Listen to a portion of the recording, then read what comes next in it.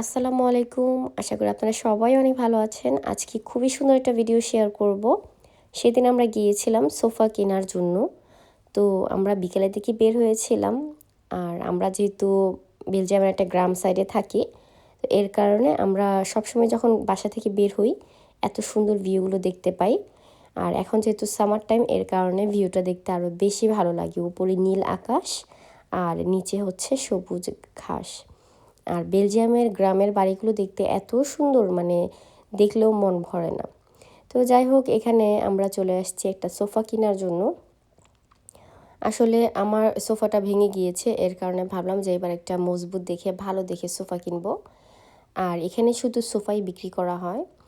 তো আমরা দোকানটাতে চলে এসেছি, এখন আমরা সোফা দেখব। আর আমি যেহেতু বাসায় থাকি না, সো এর কারণে দেখা যায় বাচ্চারা সোফার মধ্যে লাফালাফি করে। তো এর কারণে 1 বছরের মধ্যেই আমার সোফাটা ভেঙে যায়। এর কারণে ভাবলাম যে এবার একটা দামি দেখি সোফা কিনবো। তা আমার হাজব্যান্ড এসেই সে এটা পছন্দ করে ফেললো। তা আমি বললাম যে এটা কিনলে তো হবে না, কারণ সোফার কালারটা ছিল সাদা। সাদা বলতে একটু ক্রিম কালারের। তো আমার যেহেতু ঘরে এখনও ছোট বেবি, সো একটু চিন্তা ভাবনা করে কালারটা চিন্তা করে তারপর কিনতে হয়। তো আমি চাচ্ছিলাম হালকা গ্রে কালার কিংবা একটু ডিপ রঙের মধ্যে কেনার জন্য। তো আমার হাজব্যান্ডের হাতে যে বইটা দেখছেন ওইখানে সোফার প্রাইসগুলো দেওয়া ছিল।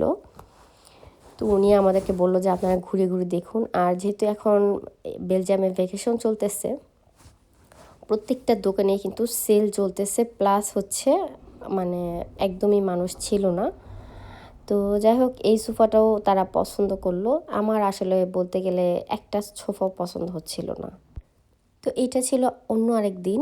আমি আসলে প্রায় 4-5টা দোকান ঘুরে দেখেছি। আর বলতে গেলে যে কোনো কিছু কেনার আগে কয়েকটা দোকান ঘুরে দেখাই ভালো। তো এখানে এসে আমার বাচ্চারা এই সোফাটা পছন্দ করলো। ওরা বলতেছে যে আম্মু এটা খুবই সুন্দর আর কালোর মধ্যে। তাই আমি বললাম ঠিক আছে, ওয়েট করো তোমার বাবার জন্য।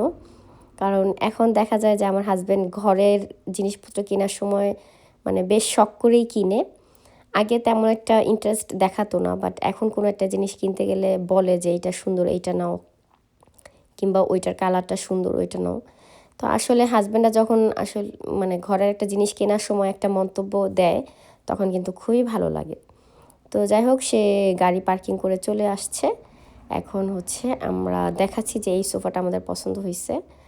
তো আমার বাচ্চারা দেখেই বলতেছে যাবো, এটা আমরা নিব। এটা খুবই পছন্দ হয়েছে। আসলে সোফাটা ভীষণ বড় ছিল, প্লাস অনেক চওড়া ছিল। তো যেহেতু এটা আমরা আমাদের ড্রয়িং রুমে রাখবো, তো দেখা যায় অনেক সময় ড্রয়িং রুমে আমরা মানে শুয়ে শুয়ে ফিল্ম দেখে ওরা। তো এর কারণে হচ্ছে এই সোফাটা চয়েস করলাম। তো আমার হাজব্যান্ড বলতেছে হ্যাঁ এটা সুন্দর। আর সবচেয়ে মজার কথা কি, আমার হাজব্যান্ডের কালো রঙটা খুবই পছন্দ। তো এর কারণে সে ঝটপট বলে ফেললো যে ওকে, এটা আমার খুবই পছন্দ হয়েছে। তা আমি ঘুরে ঘুরে আরও কয়েকটা সোফা দেখতেছিলাম। আসলে অনেক সময় কথা আছে না যে হুট করে একটা জিনিস নিয়ে নেওয়া উচিত না। তো যাই হোক, পরে দেখলাম যে না, আমার হাজব্যান্ডের কথাই রাইট। আর যেহেতু আমার বাসায় বাচ্চা আছে, আর এই সোফাটার সাথে কিন্তু এই আর্ম চেয়ারটাও ছিল। তো ভাবলাম যে না, এটাই নেই, এটাই হয়তো বা ভালো লাগবে, সুন্দর লাগবে দেখতে। তো যাই হোক, হাজব্যান্ডের কথা অনুযায়ী এই সোফাটা নিয়ে নিলাম। সোফা কেনার পর তারপর হচ্ছে আমরা সবাই মিলে খাওয়া দাওয়া করতে। তো যাই হোক, এখানে চলে আসছে একটা হালাল আরবি দোকানে। আরবি দোকানগুলোতে বেশি যাওয়া হয়, কারণ সেখানে আমরা হালাল খাবারটা পাই। তো দেখতে পাচ্ছেন খাবার চলে আসছে। আর আমাদের বেলজিয়ামে আসলে খাবার বলতে সেই একই, ফ্রেঞ্চ ফ্রাই, তারপর হচ্ছে স্যান্ডউইচ, বার্গার। তো আজকে ভাবলাম যে একটু অন্যরকম খাবার নেই। তো বলতে গেলে সেই একই রকমের খাবার, গ্রিল চিকেন, ফ্রেঞ্চ ফ্রাই, সালাদ। তো বাচ্চাদের জন্য একটা পিৎজা নিলাম, আর এই আর কি বার্গার ছিল আমাদের রাতের ডিনার। তো আমরা ভাবলাম যে রাতের ডিনারটা এখান থেকেই করে যাই। আসলে অনেক সময় দেখা যায় কাজ করে এসে বাইরে বের হয়ে তারপর বাসায় গিয়ে আবার রান্না করে খেতে ওই এনার্জিটা থাকে না। আর আমি তো থাকি সারাক্ষণ দৌড়াদৌড়ির ওপর। তো যখন আর কি সময় পাই ঠিক তখনই চেষ্টা করি ঘরে রান্নাবান্না করার জন্য। আর বাইরে খেতে গেলে তো এই সেই একই খাবার খেতে হয়, কিছুই করার থাকে না। তো যাই হোক, এটা ছিল প্রায় 10 দিন পরে আমাদের সোফাটা ডেলিভারি চলে আসবে। তো সেই দিনই আমরা ভাবলাম যে এই সোফাটা ফেলে দিব। আর এখানে সোফা ফেলে দিতে হইলে হচ্ছে টাকা দিয়ে ফেলতে হয়, এমনিতে ফেলা যায় না। আর বাংলাদেশে হলে তো উল্টা বিক্রি করে তারপর ফেলা যায়, কিন্তু এখানে হচ্ছে টাকা দিয়ে তারপর ফেলতে হয়। তো যাই হোক, এখন আমি চিন্তা করতেছি যে এই সোফাটা কীভাবে ভাঙবে আমার হাজব্যান্ড। তা আমার হাজব্যান্ড বলতেছে চিন্তা করো না, এটা একদমই সহজ, আমি সহজে ভাঙতে পারবো। তো এই ছিল সোফাটা। এই সোফাটার একটা সাইড মানে হাতের সাইডটা ভেঙে গিয়েছিল। তো আমি চেষ্টা করছিলাম অনেক দিন ধরেই সোফাটা ভাঙবো, বাট সময় পাচ্ছিলাম না। তো সেই দিন আমার হাজব্যান্ড একদম কাছ থেকে এসেই সোফা ভাঙা শুরু করে দিয়েছে। আর মাশাআল্লাহ দেখতে পাচ্ছেন আমার 2 ছেলে অনেক এখন বড় হয়ে গিয়েছে, ওর বাবাকে সাহায্য করতে পারে। অবশ্য আমার কাছে মনে হয় ছেলে হইলেও ভালো, মেয়ে হইলেও ভালো। আর দেখেন সোফার নিচ থেকে কত ময়লা বের হয়েছে। ঘরে বাচ্চা থাকলে যা হয় আর কি, অথচ ঘর কিন্তু পরিষ্কার থাকে, তারপরও সোফার নিচ থেকে এরকম ময়লা বের হয়েছে। আর আমি চেষ্টা করেছি এইবার সোফাটা কেনার আগে নিচ থেকে যেন স্পেস থাকে, যখন পরিষ্কার করব তখন যেন ময়লা বের করা যায়। আমার কাছে একদমই ভালো লাগে না যখন এরকম ময়লা আটকায় থাকে। তো যাই হোক, সোফাটা চলে আসছে, ডেলিভারি দিয়ে দিছে। আর সোফাটা আসলে ওনারা বলেই দিছে যে একদম ইজি, জাস্ট শুধু নিচের যে রডগুলো থাকে এগুলো সেট করতে হবে, এটাই আর কি। তো এর কারণে আমরা আর কোনো মিস্ত্রি ডাকি নাই। আর সোফার সাথে একটা বেডও কিনেছিলাম আমার মেয়ের জন্য।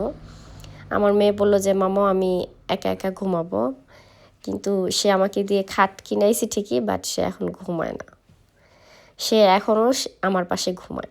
কী যে বলবো, আমাকে দিয়ে খাটটা শুধু শুধু কিনাইছে। তো যাই হোক, উপরে আমি এই খাটটা আমাদের যে বেডরুম ওইখানে আমি সেট করছি, একদমই আমার খাটের পাশে, কিন্তু তারপরেও সে এটাতে ঘুমায় না। তো যাই হোক, হঠাৎ সারপ্রাইজলি আমরা দেখলাম যে এই খাটটাতে লাইটও জ্বলে। আমরা জানতামও না, যখন কিনছি তখন জানতামও না যে এটাতে লাইট আছে। তো রাতের বেলা ডিম লাইটের মতো একটা লাইট ছিল।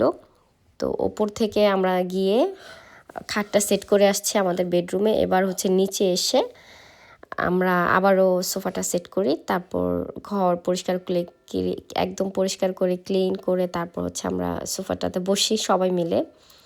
আসলে সোফাটা কালো রঙের হলেও আমার কাছে খুবই ভালো লেগেছে। আর যেহেতু আমার বাচ্চার ঘর, আসলে এখন একটু ডিপ কালার সোফাটাই মানানসই আমার মতে। তো যাই হোক, এখানে দেখতে পারতেছেন আমরা সবাই বসে আছি।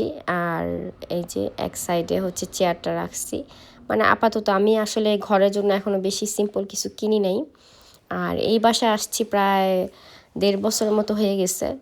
তো এখনও ভালো করে কিছু কেনাকাটা করা হয়নি, কিংবা সাজানো হয়নি ভালো করে। আর আমি তো সময়ই পাই না, ওই চাকরি করতে করতে আমার জীবন চলে যায়। তো এর কারণে ঘরের জন্য যেটু কিনবো সাজাবো ওই সময়টা পাই না। তো যাই হোক, এখানে আমি আমার হাজব্যান্ডের জন্য মুড়ি বানাই দিছি, এত কষ্ট করে সে সোফাটা সেট করে দিছে। তো এর কারণে তাহলে ঝালমুড়ি বানায় খাওয়াচ্ছি। ঝালমুড়ি বলতে হ্যাঁ ঝালমুড়ি তো। তো সে এটা খুবই পছন্দ করে, তো এর কারণে তাকে এটা বানাই দিছি আমি সুন্দর করে শসা পেঁয়াজ কাঁচামরিচ কেটে।